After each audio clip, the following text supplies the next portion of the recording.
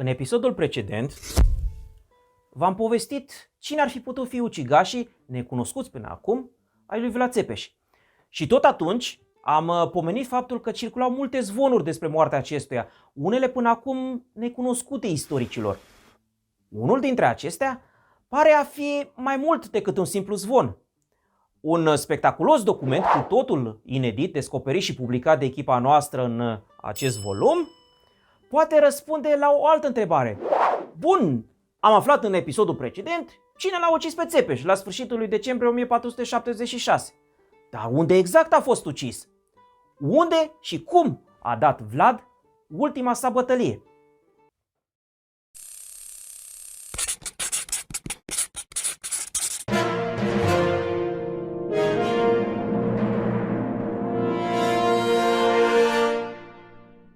Vă salut! Numele meu este Adrian Gheorghe, sunt doctor în istorie și, alături de Albert Weber, pe care îl vedeți mai rar, fac parte din echipa internațională de cercetare Corpus Draculianum. Ceea ce povestim aici este rezultatul cercetărilor noastre pe surse istorice originale consultate în nenumărate arhive, biblioteci și muzee.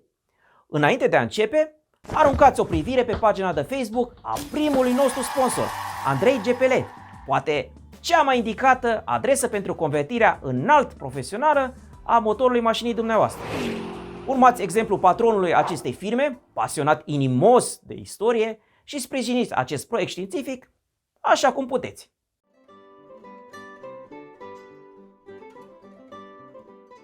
Chiar și în ziua de astăzi încă mai există în arhive și biblioteci europene documente și cronici republicate ce conțin informații interesante despre domnitorii români în Evul Mediu. Mulțimea de materiale scrise păstrate în Europa Occidentală face ca puținele documente relative la istoria românilor să treacă ușor neobservate cercetătorilor. Documentul pe care îl prezentăm astăzi l-am descoperit în biblioteca mănăstirii Melk din Austria, unul dintre nodurile rețelelor catolice de recepție și difuzare de informații. Acest document s-a păstrat într-un vechi codice miscelaneu, adică într-o adunătură de felurite și distincte texte medievale legate ulterior într-o singură carte. Ceea ce este cel mai interesant și ciudat este locul unde se afla documentul nostru. Practic, norocul chiorului de-a dreptul. Scrisoarea despre Vlad, sosită la Melk, fusese copiată alături de alte știri pe o bucată de hârtie aproape A4, care mai târziu, când știrea nu a mai avut absolut nicio relevanță, nu a fost aruncată hârtia fiind scumpă pe atunci, ci reciclată ca forzaț al codicului despre care vă vorbeam și lipită pe scoarța cărții. Deși rareori istoricii au un astfel de noroc, aceea soartă au avut multe rapoarte în acea perioadă, privite ca fiind fără valoare după ce și-au îndeplinit misiunea. Așa cum privim noi astăzi ziarele după ce informațiile din ele își pierd actualitatea ori relevanța. În scrisoarea cu pricina, scrisă în germană, un ins din orașul Krems își informează concetățenii despre luptele recente anti-otomane. Comunitatea orașului, situată în vestul Austriei, pe malul Dunării, era foarte interesată să afle toate știrile în această privință, deoarece se afla în mare teamă că otomanii ar putea pătrunde în regiune, așa cum o dovediseră nu de puține ori raidurile de pradă ale temuților acângii.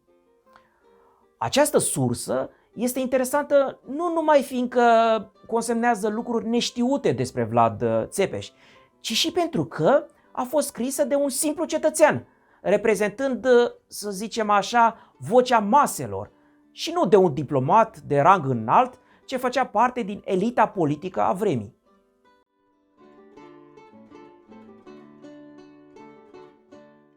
Dar să trecem direct la text. Item von der Turken wegen der ist mit 80.000 Mannen her oben gewesen vor dem Feld, dem ihm der König vor abgewonnen hat, genannt Sabac, und darin genommen 3 Großhauptbuchsen, und der König, sein Hauptmann Trecole, auf ihn geschickt als mit 20.000 Mannen und den Türken große Niederlegung getan. Und auch als ihn 5 Städten gut genommen, als viel das Wegen und Ross nicht trägen hat mögen. Der Turk hat ihm nachgeeilt mit viel Volke. Da hat sich der Träkole gewehrt und aber den Türken viel Volks erlegt. Und auch das Gut fuhr und fuhr geschoben uns, dass er gekommen ist gen Sandaro. Da hat er des Türken gewehrt. Die Türken haben ihm auch abgewonnen 3 Pasteien und Sandaro dazu und alles Volk darin erschlagen.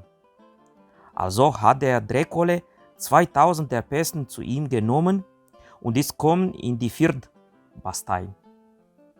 Also haben die Türken dieselben Pasteien auch gestürmt und seien der Türken so viel verworden, dass die Gruben all voll sind gewesen mit Leichnam, dass sie ganz über die Körper gelaufen seien und die Pasteien gewonnen und der Träkole ist an der Stadt erschlagen worden und der Türk ist also mit einem kleinen Volk in sein Land gezogen und begehrt auch Növen Fried an den von Ungarn.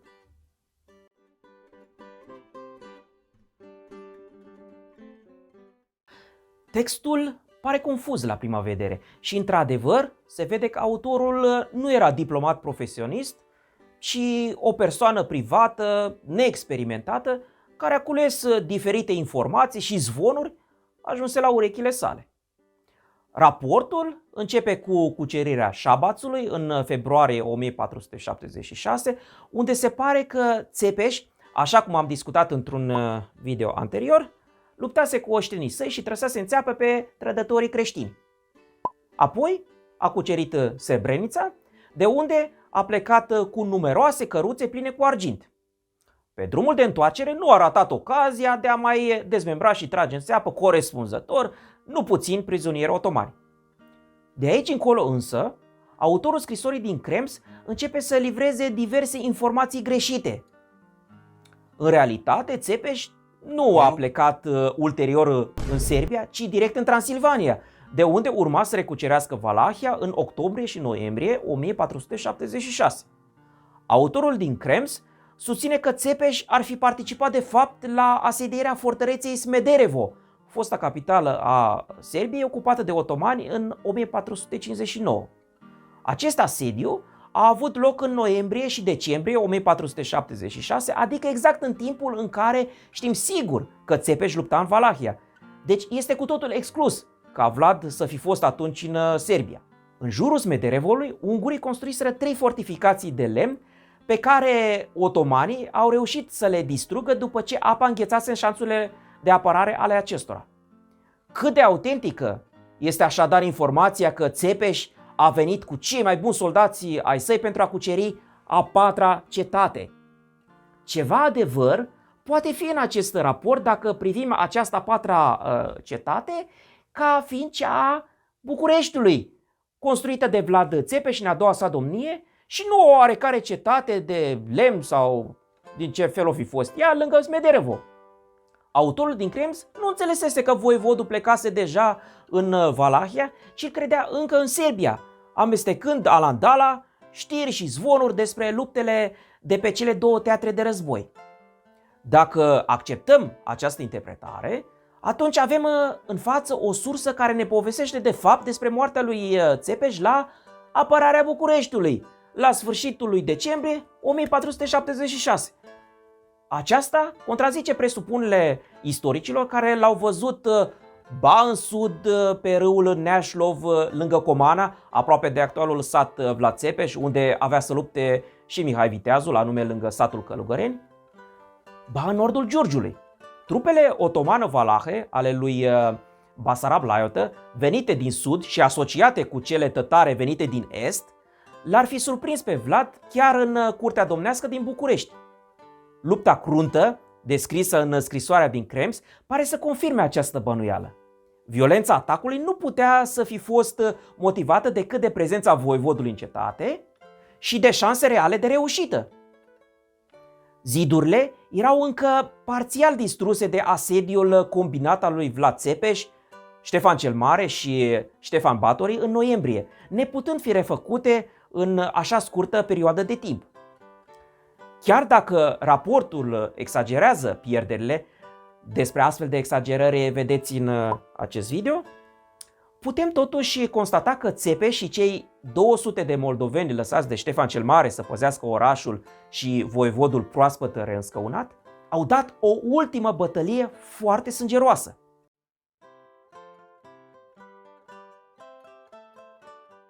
Dacă combinăm cele două surse descoperite de echipa noastră și prezentate în episodul precedent și în acesta de față și acceptăm informațiile lor ca fiind autentice, atunci putem rescrie situația din jurul morții lui Vlad Țepeș astfel.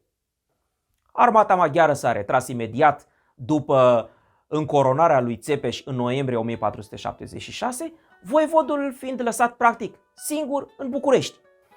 Doar Ștefan cel Mare i-a lăsat o gardă de 200 de oameni. Boierii țării s-au fofilat, însă l-a ajuta militar la timp în acea iarnă foarte grea, pregătindu-se intens doar pentru porcul de Crăciun și luând prea puțin în serios eventualitatea că ar mai avea loc lupte în acel an. Chiar dacă nu i-a fost prea ușor, totuși, după rateurile inițiale și retragerea la sudul Dunării, Basarab Laiota continua să plănuiască de zor cu otomanii cum să reprime teribila rezistența lui Țepeș. Asul din mânecă s-a dovedit a fi tătarii. Atacat la sfârșitul lunii decembrie, concomitent de 3 armate în proximitatea cetății București, Țepeș și oamenii săi au dat o luptă deosebit de brutală, la sfârșitul căreia au căzut aproape toți.